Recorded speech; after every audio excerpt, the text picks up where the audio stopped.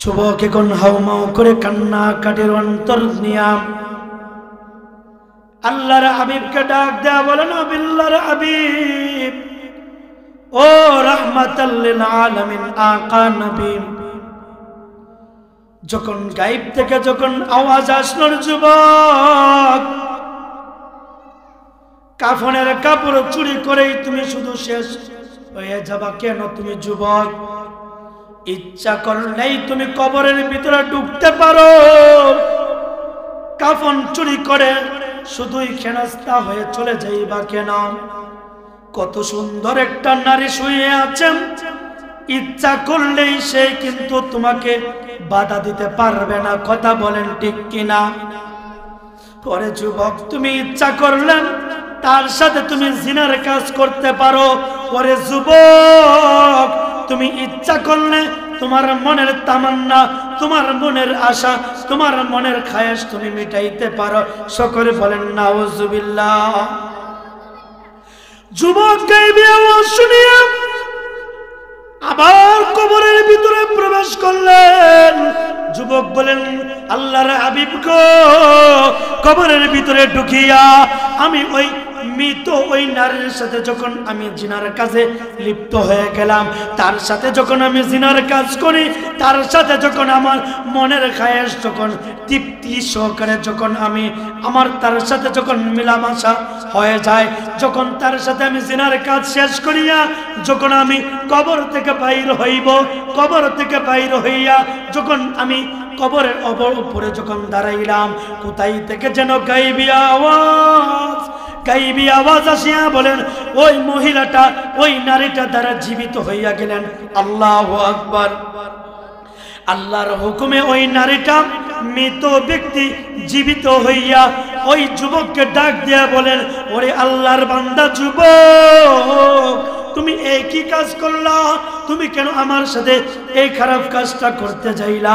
তুমি কেন আমাকে তুমি জিনার কাজের মতন এরকম একটা অপবাদ দিয়া তুমি আমাকে কবরে রাখলা? ওরে যুবক, ইত্তাকুল্লাহ।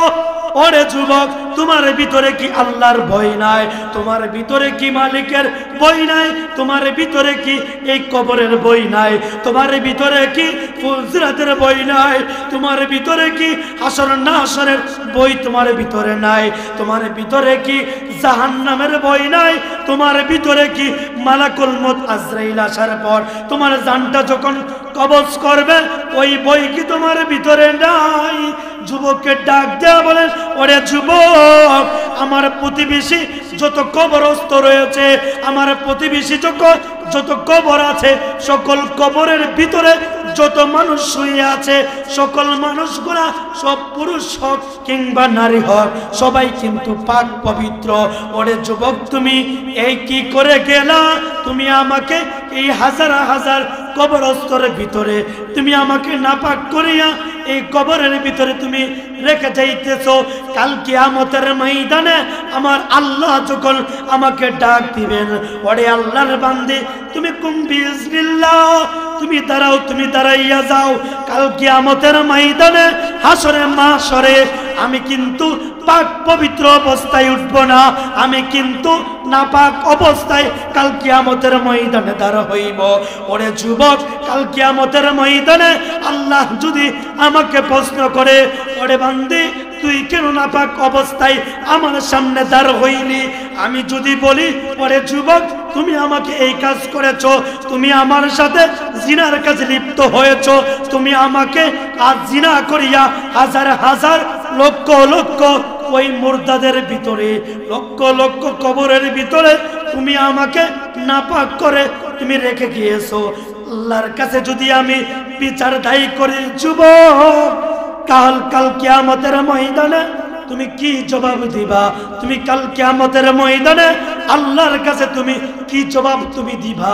আল্লাহর হাবিব বলেন, আল্লাহর হাবিবকে বলেন, ওগো আল্লাহর হাবিব, ওই নারীটা যখন, ওই মেয়েটা যখন আমাকে এরকম ভাবে যখন শাসাইতেছিল, আমাকে যখন আল্লাহর ভয় দেখাইতেছিল, ওই মুহূর্তের ভিতরে আমার ভিতরটা কেন যেন কম্পন সৃষ্টি হয়ে গেল, কেন যেন আমার ভিতরটা থরথর করে কাঁপতে শুরু করলো।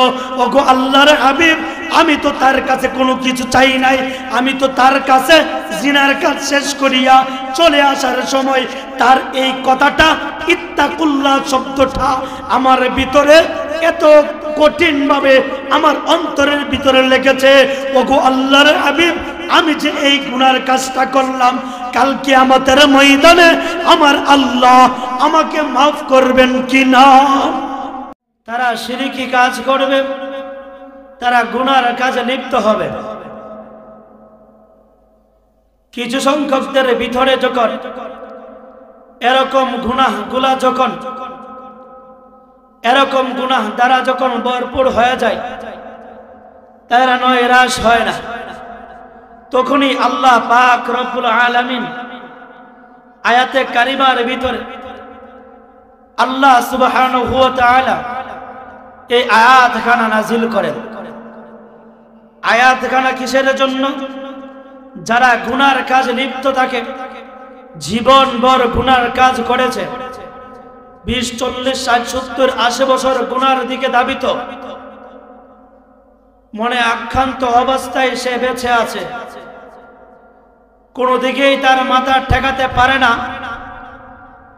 যখন সে কোনো দিকেই তার মাথা ঢেলাতে পারে না, মানুষটা যখন অচেতন অবস্থায় পড়ে থাকে, নৈরাশ অবস্থায় কারো কাছে যাইয়া তার কোনো পাত্তা পায় না, তখনই বান্দাটা বেকুল অবস্থায় পাগলের মতন, মাথালের মতন, উম্মাদের মতন হয়ে থাকে।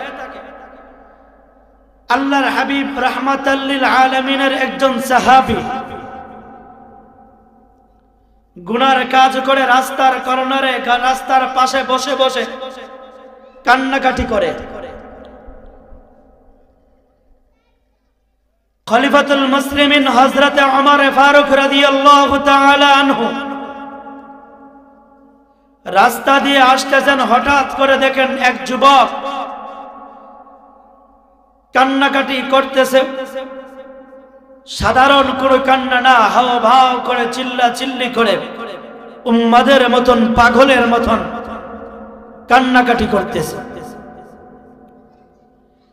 তো আল্লাহর হাবিব রাহমাতুল লিল আলামিনের সাহাবী ওমর ফারুক ওই যুবককে ডাক দেয়া বলেন, যুবক তুমি কান্নাকাটি করতেছ কেন? তুমি কাঁদতেছ কেন? কিসে তোমাকে কাঁদায়? তখন যুবক বলতেছেন, ও খলিফাতুল মুসলিমিন, ওরে ওমর, আমি মস্ত বড় গুনার কাজ করেছি। আমি যে গুনার কাজ করেছি, এই গুনার কাজ আমার আল্লাহ মাফ করবে কিনা তাও আমার সন্দেহ আছে। আমি অনেক বড় গুনাহ করেছি। তুমি যদি পারো, আল্লাহর পয়গম্বর, হাবিব নবী, মাহবুব নবী, আকা নবী, আশিক নবী, মাশুক নবী, কামলিওয়ালা নবী, নবী মুহাম্মদুর রাসূলুল্লাহ সাল্লাল্লাহু আলাইহি ওয়াসাল্লামের দরবারে তুমি আমাকে নিয়ে যাও। আমি আল্লাহর হাবিবের কাছে আমার দুঃখগুলা, আমার গুনার কাজগুলা, কি কারণে, কিসে আমাকে কাঁদায়, এই সব কিছু আল্লাহর হাবিবের কাছে আমি বর্ণনা করব। সুবহানাল্লাহ। ওমর ফারুক ওই যুবককে নিয়ে আল্লাহর রাসূলের দরবারে চলে গেলেন।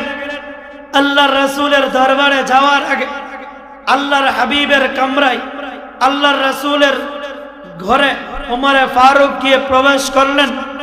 বাহিরে যুবককে রেখে আল্লাহর রাসূলের সাথে ওমর ফারুক বলতেছেন, ওগো আল্লাহর হাবিব, আপনার একজন সাহাবী, একজন যুবক, সে রাস্তার মধ্যে কান্নাকাটি করে, কিসে সে কাঁদতেছে, কোন কারণে সে কাঁদতেছে, কোন কারণে সে উম্মাদের মতন, পাগলের মতন সে কান্নাকাটি করতেছে, আমার কাছে কোনো কিছু বলে না।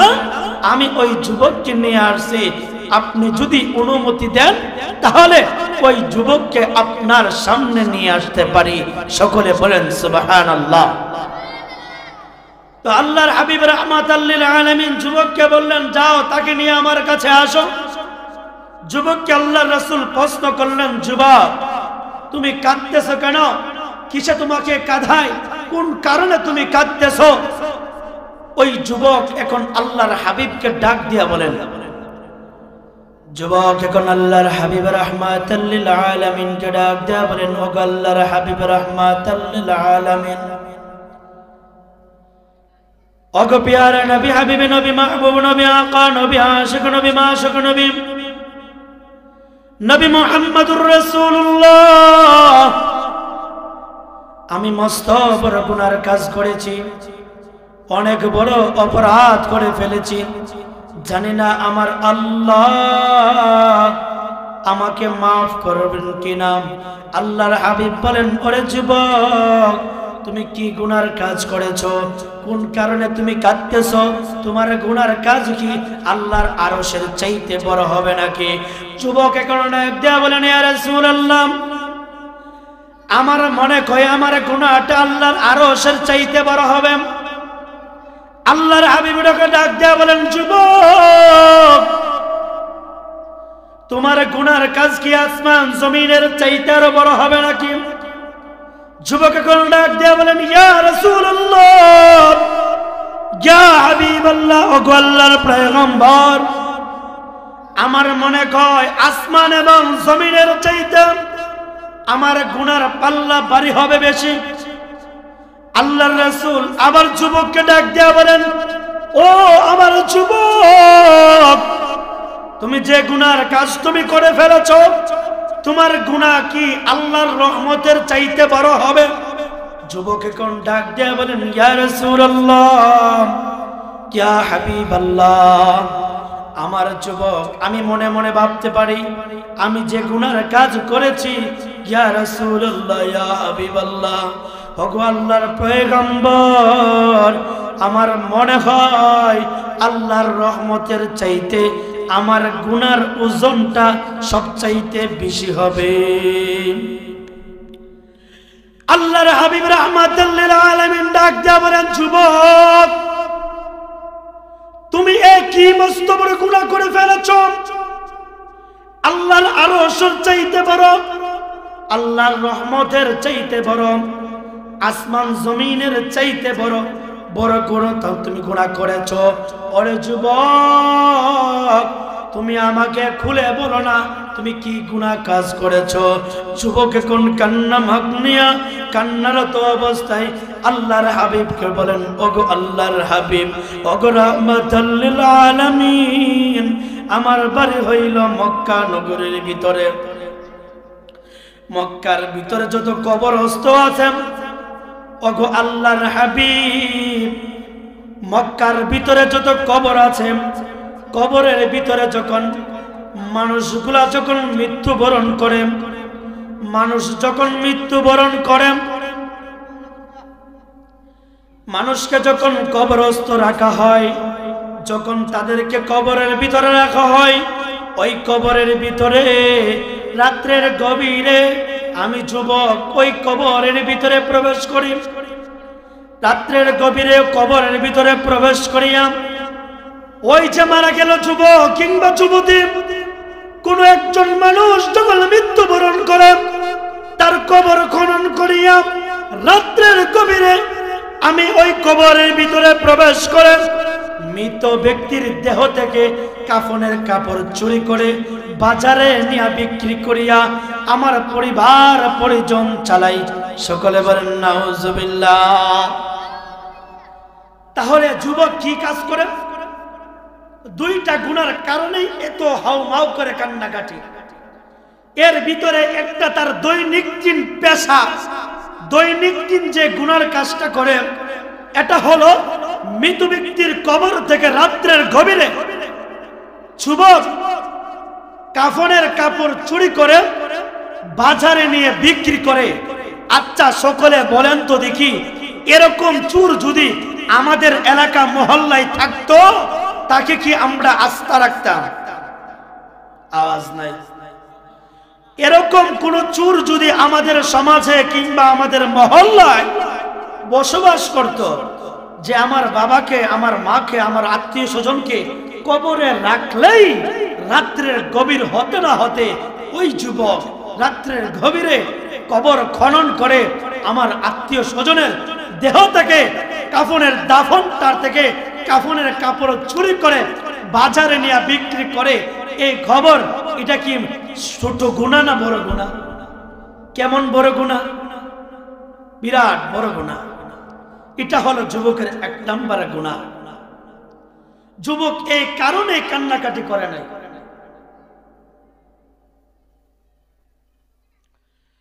যুবক এখন আবার আল্লাহর হাবিবকে ডাক দিয়া বলেন, ওগো আল্লাহর হাবিব, একদিনের ঘটনা আপনি শুনেন।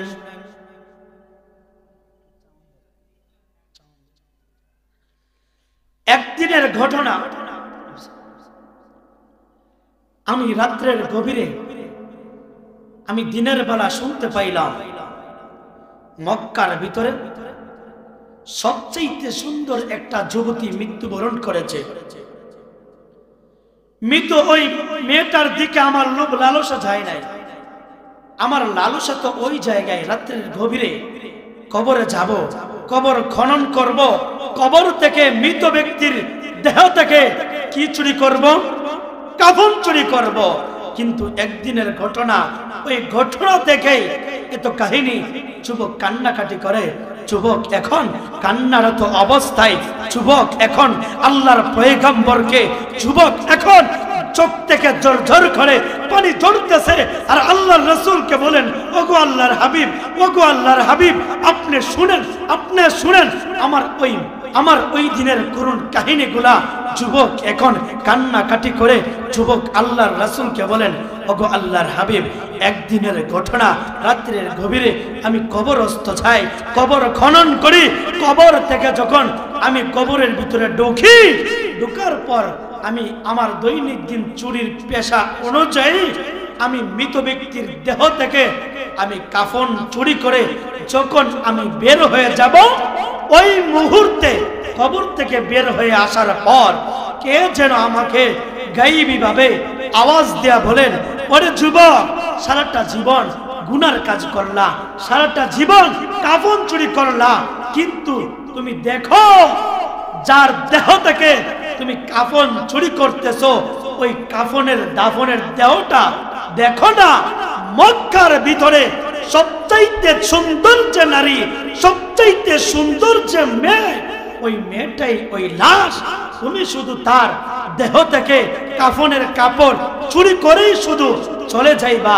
যুবক, তুমি যদি ইচ্ছা করো ওই নারীর সাথে তোমার মনের খায়েশ, তোমার ইচ্ছা তুমি এখানে তুমি প্রয়োগ করতে পারো। সকলে বলেন নাউজুবিল্লাহ।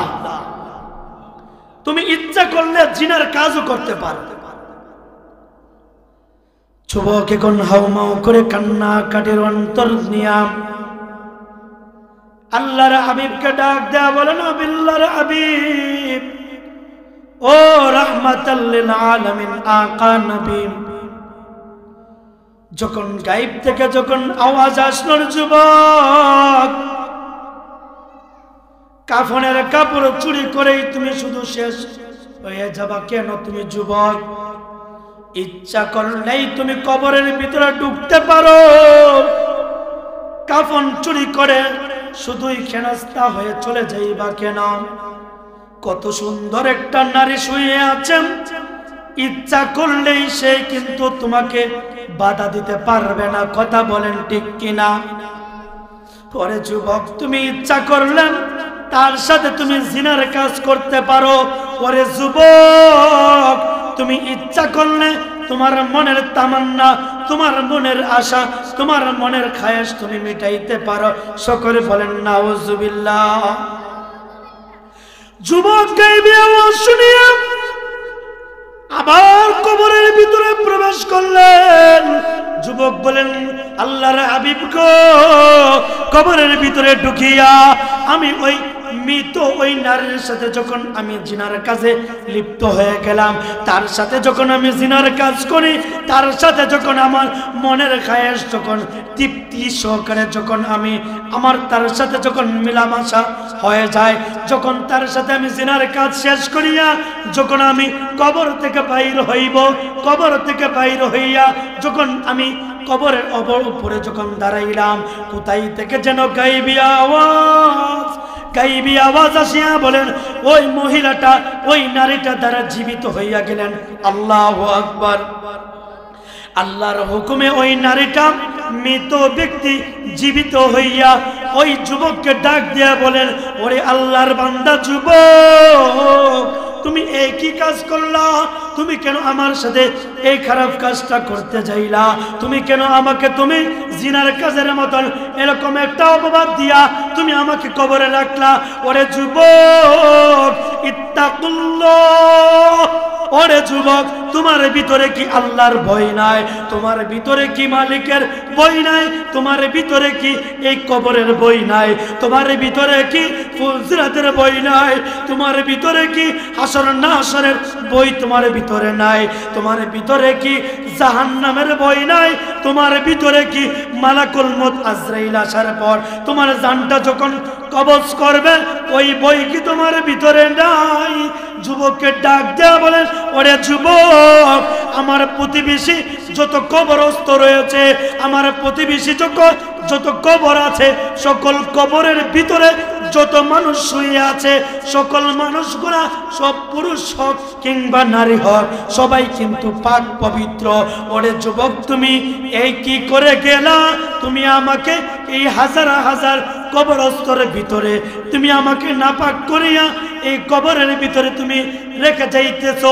কাল কিয়ামতের ময়দানে আমার আল্লাহ যখন আমাকে ডাক দিবেন, ওরে আল্লাহর বান্দে, তুমি কুম বিইজনিল্লাহ, তুমি দাঁড়াও, তুমি দাঁড়াইয়া যাও। কাল কিয়ামতের ময়দানে হাসরে মাশরে আমি কিন্তু পাক পবিত্র অবস্থায় উঠব না, আমি কিন্তু নাপাক অবস্থায় কাল কিয়ামতের ময়দানে দাঁড়া হইব। ওরে যুবক, কাল কিয়ামতের ময়দানে আল্লাহ যদি আমাকে প্রশ্ন করে, ওরে বান্দী, তুই কেন নাপাক অবস্থায় আমার সামনে দাঁড় হইলি? আমি যদি বলি, ওরে যুবক, তুমি আমাকে এই কাজ করেছো, তুমি আমার সাথে জিনার কাজে লিপ্ত হয়েছো, তুমি আমাকে আজ জিনা করিয়া হাজার হাজার লক্ষ লক্ষ ওই মুর্দাদের ভিতরে, লক্ষ লক্ষ কবরের ভিতরে তুমি আমাকে নাপাক করে তুমি রেখে গিয়েছো। আল্লাহর কাছে যদি আমি বিচার দায়ী করি যুবক, কাল কিয়ামতের ময়দানে তুমি কি জবাব দিবা? তুমি কাল কিয়ামতের ময়দানে আল্লাহর কাছে তুমি কি জবাব তুমি দিবা? আল্লাহর হাবিব বলেন, আল্লাহর হাবিবকে বলেন, ওগো আল্লাহর হাবিব, ওই নারীটা যখন, ওই মেয়েটা যখন আমাকে এরকম ভাবে যখন শাসাইতেছিল, আমাকে যখন আল্লাহর ভয় দেখাইতেছিল, ওই মুহূর্তের ভিতরে আমার ভিতরটা কেন যেন কম্পন সৃষ্টি হয়ে গেল, কেন যেন আমার ভিতরটা থরথর করে কাঁপতে শুরু করলো। ওগো আল্লাহর হাবিব, আমি তো তার কাছে কোনো কিছু চাই নাই, আমি তো তার কাছে জিনার কাজ শেষ করিয়া চলে আসার সময় তার এই কথাটা, ইত্তাকুল্লাহ শব্দটা আমার ভিতরে এত কঠিন ভাবে আমার অন্তরের ভিতরে লেগেছে। ওগো আল্লাহর হাবিব, আমি যে এই গুনার কাজটা করলাম, কাল কিয়ামতের ময়দানে আমার আল্লাহ আমাকে মাফ করবেন কিনা? আচ্ছা, বুঝে থাকলে বলেন তো দেখি, ওই যুবকের দুইটা গুনার কাজের ভিতর থেকে কোন গুনাহ কি ছোট না বড়? কাফনের কাপড় চুরি করে, এটা কি ছোট গুনাহ? আবার রাত্রের গভীরে কাফনের কাপড় তো চুরি করে করে আবার মৃত মেয়ের সাথে জিনার কাজ করেছে।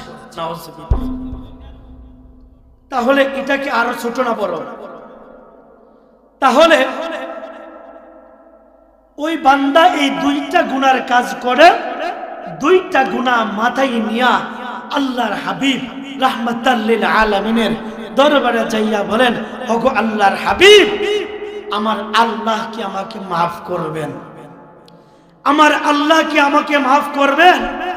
যার কারণে আমি টেনশনে চিন্তা ফিকির করে রাস্তার কাছে বসে বসে আমি হাউ মাউ করে কাঁদতেছিলাম। উমর দেখে আপনার দরবারে নিয়ে আসছে, ওগো আল্লাহর হাবিব, আসমানের নিচে জমিনের উপরে আপনি হইলেন রাহমাতাল লিল আলামিন। সুবহানাল্লাহ। আপনি যদি আমাকে ফিরাইয়া দেন তাহলে দুনিয়ার ভিতরে কারো সামনে দাঁড়াইবার মতন আমার ক্ষমতা নাই। আল্লাহর রাসূল বলেন, তোমার এত পাপিষ্ঠ গুনাহ আল্লাহ মাফ করবে না, তুমি আমার সামন থেকে চলে যাও। আল্লাহর রাসূল দূর দূর করে ওই যুবককে আল্লাহর রাসূলের দরবার থেকে বাহির করে দিলেন। আচ্ছা, বুঝে থাকলে বলুন তো দেখি,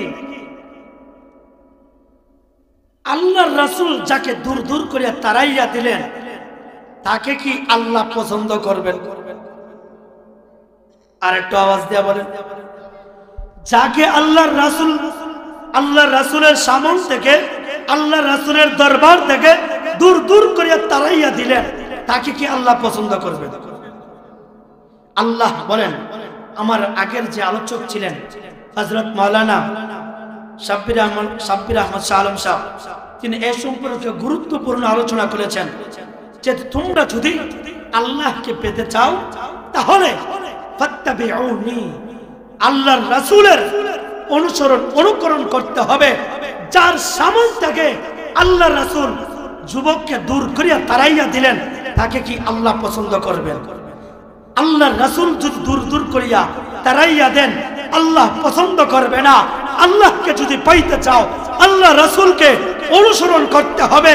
আল্লাহকে পাইতে গেলে আল্লাহ রাসূলের অনুকরণ করতে হবে। দাড়ি কাটিয়া আল্লাহকে পাওয়া যাবে না, দাড়ি কাটিয়া আল্লাহ রাসূলকে পাওয়া যাবে না। নামাজ সারিয়া তুমি আল্লাহ রাসূলের আশিক হইবা, নামাজ সারিয়া আল্লাহ রাসূলের ইশক আর মুহাব্বত নিয়া তুমি এলাকায় ঘুরবা। আল্লাহ রাসূলের সুন্নাত কাটিয়া আল্লাহ রাসূলের সুন্নাত না রাখিয়া আল্লাহ রাসূলের প্রেম ভালোবাসা অন্তরে রাখলেন, আর উপরে আল্লাহ রাসূলের সুন্নাত নাই, আল্লাহ রাসূলের সুন্নাত দাড়ি নাই, আল্লাহ রাসূলের সুন্নাত টুপি নাই, আর মুখে মুখে আশিকের রাসূল তুমি বুঝে নিবা। মুখ যতদিন আছে ততদিন তোমার বেটাকিরি চলবে, তোমার জবান যতদিন আছে ততদিন তুমি থাকতে পারবা। আমান কামান, তারা তো আবু জাহেল, উতবা, শাইবা, তারা তো আল্লাহ রাসূলের সামনে ছিলেন। তুমি দেখো না কেন দুনিয়ার ভিতরে সবচাইতে পালোয়ান মানুষ ফেরাউন কিন্তু এত বাহাদুর ছিল, এত ক্ষমতার অধিকারী ছিল যে শেষ পর্যন্ত নিজেকে খোদা দাবি করেছিল, আল্লাহকে খোদা বলে বিশ্বাস করে না।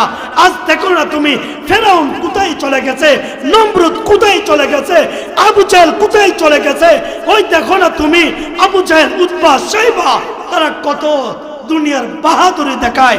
আজ তারা কোথায়? আজ তারা কেউ নাই। তুমি ক্ষমতার বাহাদুরি দেখাও, তুমি রাজত্বের বাহাদুরি দেখাও, তুমি অর্থের বাহাদুরি দেখাও, তুমি অস্ত্রের বাহাদুরি দেখাও, তুমি আত্মীয় স্বজন জনগণ বলগণের বয়গিরি তুমি দেখাও। তোমার এই আত্মীয়তার চিহ্ন, আত্মীয়তার ভরাই, তোমার অর্থের ভরাই, অস্ত্রের ভরাই, অর্থের ভরাই, এই সব কিছু এই জমিনেই থাকবে। যেই দিন তুমি 3.5 হাত মাটির নিচে চলে যাবে তখন তোমার 4 আনার দামও থাকবে না। আর তুমি যদি এই জমিনে থেকে আল্লাহর ইবাদত বন্দেগী করতে পারো, রাসূলের সুন্নাতগুলো মানতে পারো, আল্লাহর হুকুম অনুযায়ী যদি কুল ইন্না সালাতি ওয়া নুসুকি ওয়া মাহইয়ায়া ওয়া মামাতি লিল্লাহি রাব্বিল আলামিন, সব কাজগুলো যদি আল্লাহর হুকুম রাসূলের সুন্নাত তরিকা অনুযায়ী করতে পারো, দুনিয়া তো বাদশা, কবরেও বাদশা। কাল কিয়ামতের ময়দান থেকে আল্লাহ ফয়সালা দিবেন, ওরে গোলাম তোমার জন্যই তো আমি জান্নাত রেডি করে রাখলাম। সকলে বলেন সুবহানাল্লাহ। তো যে কথাটা বলতেছিলাম, যুবককে যখন দূর করিয়া তাড়াইয়া দিলেন, যুবক পাহাড় জঙ্গলে চলে যায়। কিতাবের ভিতরে আসছে একদিন, 2 দিন, 3 দিন, কেউ বলেন 40 দিন পর্যন্ত ওই জঙ্গলের ভিতরে যুবকটা কান্নাকাটি করে। যুবক রাত্রের বেলা তাহাজ্জুদ পড়ে, নামাজ পড়ে, তওবা করে আল্লাহর কাছে চায়, দুনিয়ার কেউ যদি কাউকে ফিরাইয়া দেয়, যদি দুনিয়ার এমপি আপনাকে ফিরাইয়া দেয়, আপনি মন্ত্রীর কাছে চাইবেন, মন্ত্রী ফিরাইয়া দিলে এমপির কাছে চাইবেন। আপনি যদি আপনার ভাই আপনাকে তাড়াইয়া দেয়, বোনের কাছে যাওয়া যায়, বোন তাড়াইয়া দিলে মার কাছে যাওয়া যায়, মা তাড়াইয়া দিলে বাবার কাছে যাওয়া যায়।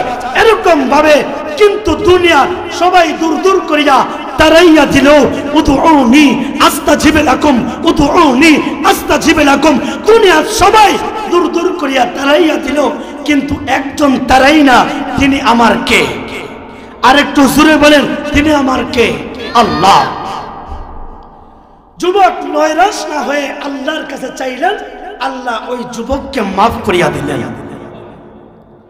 এখন আমি আর আপনি যদি মনে করি ভাই 20, 30, 40, 60, 70, 100 বছর হয়ে গেছে, নামাজ পড়ি নাই, রোজা রাখি নাই, হজ করে নাই, যাকাত দেই নাই, আমি হক হালাল অনুযায়ী চলি নাই, হক হারামের ভিতরে তমিজ করে চলি নাই, তাহলে আমার বয়স তো 50, 60, 70 হয়ে গেছে, এখন আমি কি করব? আল্লাহ তো বলেন সূরা জুমার ভিতরে 53 নম্বর আয়াতের ভিতরে আমার আল্লাহ বলেন, ও নবী, কুল, আপনি আপনার নবী আপনার উম্মতদেরকে জানাইয়া দেন, কুল ইয়া ইবাদিয়াল্লাযীনা আসরাফু আলা আনফুসিহিম লা তাকনাতু মির রাহমাতিল্লাহ। সকলে বলেন আল্লাহু আকবার।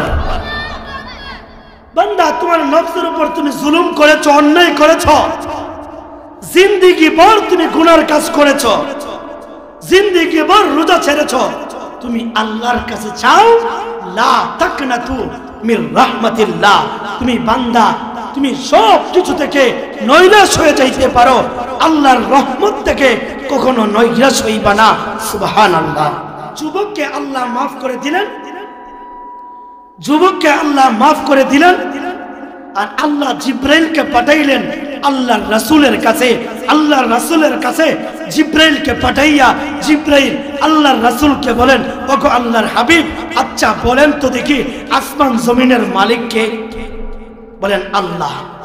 মানুষ গুনার কাজ করলে, পাপিষ্ঠ হয়ে গেলে, নাফরমান হয়ে গেলে যদি তওবা করে, মাফ করেন কে? বলেন আল্লাহ। সবকিছুই যদি আল্লাহ হয়ে থাকে, ওই যে যুবক গুনার কাজ করে আপনার কাছে এসেছিল সে মাফি ঘোষণার জন্য, আপনার কাছে সিরাতুল মুস্তাকিমের রাস্তা খোঁজার জন্য, আপনি তাকে দূর দূর করিয়া কেন তাড়াইয়া দিলেন? কেন তাড়াইয়া দিলেন?